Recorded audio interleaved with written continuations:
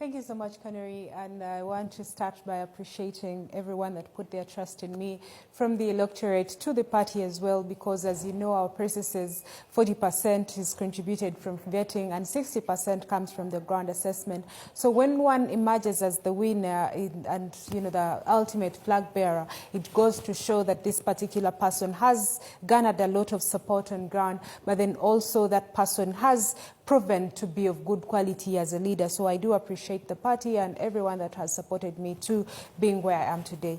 When you ask that what drives my bid to, top local government position such as LC5 woman councillor representing the people of Kawempe South, is because first and foremost I believe that the issues that affect Ugandans at this particular level go down to the lowest of levels, which is basically the local government. I aspire to be an LC5 councillor who will represent the people in KCCA City Hall that goes to discuss and determine and plan for the city. The young people that we are looking at, there's so many people that we're looking at are surviving in Kampala. When we look at the vendors, for example, when we look at women, all kinds of people that are surviving in Kampala, I believe that their voices need to be represented. On several occasions, I've had an experience where I visit Luzira, and the biggest number of people that are there are actually vendors. And they are young people as well, because maybe because of the situations in which we survive, people cannot afford to have rent, people cannot afford to pay for these such big shops. We've seen the issue of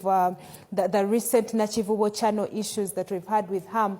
And so many people have come out to say that, look, wherever Ham is putting this mall or whatever he's trying to do, there are people who have been doing businesses there. So, and I've seen also countries where they allow for such kinds of business, street vendors, to actually be run as a business and people get something out of it. So there are so many challenges that I've seen at local level that need to be addressed, and they need people like us that come with the ideas that are going to represent our people. We've seen issues to do with massive unemployment, but then we see that we continue to have roads being constructed, and we are wondering, which people are you employing to work on these roads? I've seen them employing UPDF, the engineering department, but we have young people that can actually do these small jobs and get money out of this. We have so many young people that need to be encouraged to do businesses in the city. So I come to provide solutions to the challenges that affect our people, but then also, most importantly, to be their voice on KCCA. Right, but look, Dr. Nambasa, Kampala politics is tough, with NRM party machinery playing a very big role. You have faced intimidation, harassment. How will you compete and win over the electorate despite all these challenges? The first step to winning over the electorate is, irrespective of what the state machinery is, it is not dependent on whatever is happening, but then having the trust of the people. So the first thing that we are doing as the National Unity Platform and as candidates as well is for us to be able to build trust, to gain the support from the people. And like I've said, that when our flags were being given out to determine the flag bearers in our party, it was based on 60% coming from ground assessment. So the fact that I did emerge the winner does show you that there is already some support on ground. So it is, how do we actually emphasize this support? How do we strengthen it to turn from being just support into votes? But then also the message that we give our people, that your power is in your vote. We've seen countries where people have voted and changed, systems. We saw in Gambia where we had, Yahya Jammeh leading people for over 22 years, and people went to an election, they voted and they defended their vote over a dictator who had actually tried to reject this. So while there is a lot of state machinery, which we even saw in the Kawempe by-election as well, but we still went ahead to win. So we do know that the state machinery is there. We know that there is a lot of violence, a lot of intimidation, vote rigging, and whatever activities that the state actually goes ahead to do. But we are also ready for them. We know what they are doing, and we have solutions to whatever it is that they're going to do. Dr. Nambasa, to be fair to you, Kawempe has largely been dominated by the opposition, especially the National Unity Platform. But several independents, including former NUP and NRM members, are joining the rest that you are competing for. Do you see them as a threat? What I've grown to know is that anyone that comes into a race is a threat.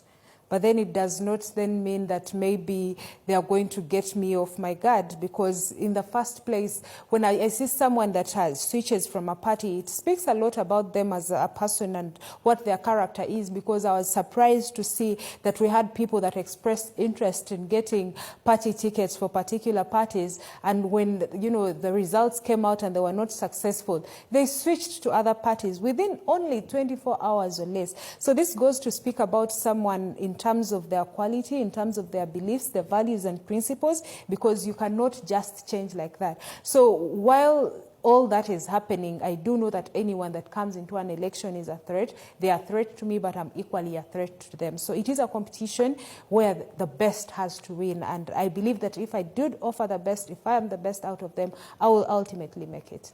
Well, you are a young female leader. Women often face hurdles in politics, from you know, intimidation and you know, abuse online.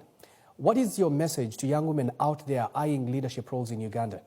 My message to the young people out there eyeing leadership roles and who want to contest is that no one said it was going to be easy in the first place, and no one has had it easy. We have had women that had to run for us to be able to crawl to, you know, where we are today. So there is effort that is being done. There are positions that are there for affirmative action that could be given a chance, but also as women, the world has changed. We have since evolved from a world where women are being kept in the kitchen, women are seen not to be good enough, while we may still have some stereotypes which the women that are coming into leadership should know, but we are also representatives of what we want to see changing. So as a young woman that is aspiring to be a leader, be brave, be bold, watch out, try it out. There is not a right time. Any time is the right time. Just go in, give it your all, and you'll see things work out. We've all tried things. You know, when I was guild president, people said, oh, she's a woman of many firsts. She was the first female, you know, Muslim woman to be a leader. She was the first one from... So there are so many things, but I mean, at the end of the day, we made it. So you can make it as a young woman out there, but most importantly, understand that when you hold a particular position as a woman, you're not only there for yourself, but even for other women out there.